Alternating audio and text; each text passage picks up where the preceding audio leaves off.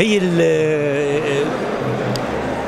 ضروري جدا، يعني اصلا لان في مسافه، يعني خاصه بالمغرب العربي وبين الشرق الاوسط، بين لبنان سوريا الاردن فلسطين يمكن الخليج حتى، في مسافه ضروري ينعمل، ينوضع خطه عمل حتى تتقرب هيدي المسافه، خاصه بالدراما. نحن عم نحكي دراميا.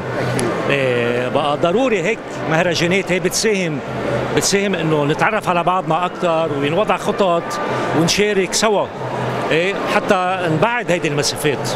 اكيد دائما نسعى الى كسر الحدود الخريطه العربيه. انتم شعب طيب. انا اول مره بيجي هذا اعتراف. انا اول مره بيجي على الجزائر، وصدقا انا فرحان كثير. انا مبسوط لان عم شوف شيء كنت سمعان العكس تبقوله. ها يا بقى الحمد لله كتر خير الله انه